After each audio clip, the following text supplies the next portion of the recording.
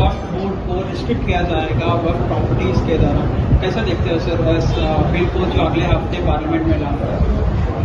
सबसे पहली बात तो यह है कि जब पार्लियामेंट सेशन में है तो सेंट्रल गवर्नमेंट जो है पार्लियामेंट्री सुप्रीमेसी और प्रिविलेजेस के खिलाफ ये काम करते हुए मीडिया को इन्फॉर्म कर रही है और पार्लियामेंट को इन्फॉर्म नहीं कर रही है।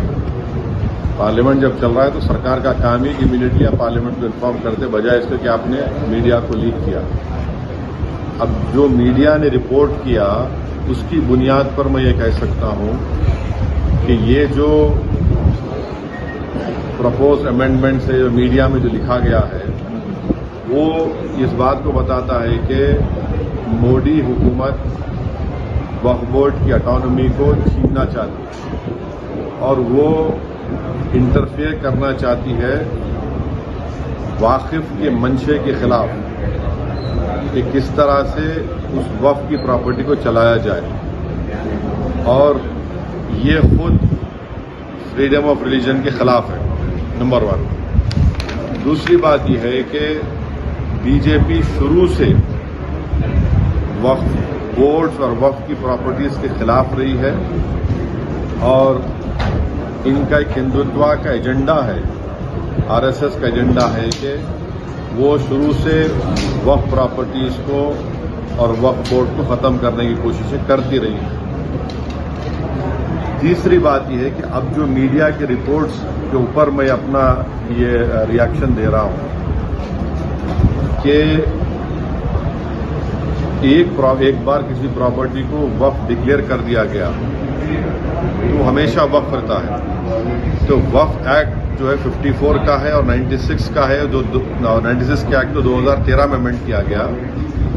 वो सर्वे कमिश्नर को पावर्स देता है और सर्वे कमिश्नर को अपॉइंट कौन करती है? State government. तो सर्वे कमिश्नर वक्फ प्रॉपर्टीज आइडेंटिफाई करता, उसके बाद लिस्ट ऑफ वक्फ प्रिपेयर होती है सर्वे कमिश्नर की तरफ से, और वो सर्वे कमिश्नर जो स्टेट गवर्नमेंट का अपॉइंटी है उसको स्टेट गवर्नमेंट को भेजाता और state government gazette notification issue करती है। तो गजीट नोटिफिकेशन खुद एक ऑफिशियल एक्ट है और अगर गजीट नोटिफिकेशन 1 साल तक चैलेंज नहीं होती तो वो फाइनल हो जाती है और नेचर ऑफ वक्फ हो जाता है। इसको ये लोग चेंज करना चाहते हैं, यानी जो पहले से वक्फ हो चुकी हैं प्रॉपर्टीज अब दोबारा उनको स्टैब्लिश करना पड़ेगा कि ये वक्फ है। ये इम्पॉसिबिलिटी है। दूसरी बात यह है कि गजीट का जो कंक्लूसिव नेचर है उसको आप डाइल्यूट करना चाह रहे हैं। माने अब कई लोग वक्फ की प्रॉपर्टीज में एंक्रोचर्स है, इलीगल तरीके से वहां पर है, तो इनको एक मौका मिल जाएगा कि वो वक्फ प्रॉपर्टीज को बोलेंगे कि हमारी प्रॉपर्टी प्राइवेट वक्फ की प्रॉपर्टी नहीं है। और कोई भी प्रॉपर्टी में ये झगड़े होते कहीं ना कहीं, तो उसको एक एंक्रोचर्स को एक मौका मिल जाएगा। तीसरा न्यूज रिपोर्ट ये बोलता है कि अमेंडमेंट इन एस्टैब्लिशमेंट और कंपोजिशन ऑफ वक्फ बोर्ड। तो ये एक्ट खुद ये बोलता है कि हर स्टेट में एक वक्फ बोर्ड होना चाहिए और बोर्ड रिस्पॉन्सिबल होगा उसके एडमिनिस्ट्रेशन और मैनेजमेंट ऑफ वक्फ प्रॉपर्टीज के लिए। अब अगर आप अमेंडमेंट करेंगे establishment and composition of Waqf board में तो एक एडमिनिस्ट्रेटिव क्योस होगा, loss of autonomy Waqf board का होगा, और ये गवर्नमेंट का जो कंट्रोल है वक्फ बोर्ड के ऊपर, गवर्नमेंट का कंट्रोल बढ़ेगा तो वक्फ के इंडिपेंडेंस पे बहुत बड़ा असर पड़ेगा। चौथी बात उसमें यह है कि वक्फ ट्रिब्यूनल्स है। अब ये जो मीडिया रिपोर्ट ये बोल रहा है कि गवर्नमेंट इन ट्राइब्यूनल्स को डाइल्यूट करना चाहती है।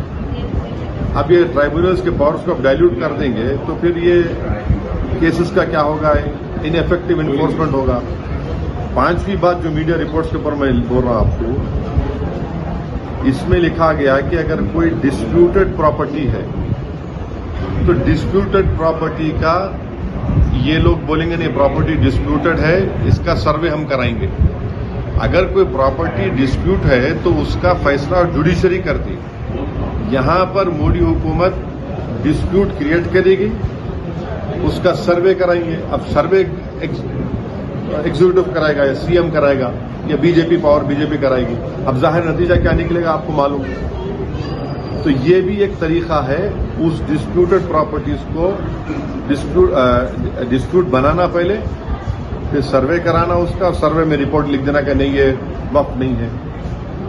ऐसे कई मस्जिद दरगाहें हैं हमारे भारत में जहां पर बीजेपी आरएसएस ये क्लेम करती है कि वो दरगाह और मस्जिद नहीं है। तो जो पावर जुडिशरी का है वो एग्जीक्यूटिव छीनना चाह रहा उसको। और एक बात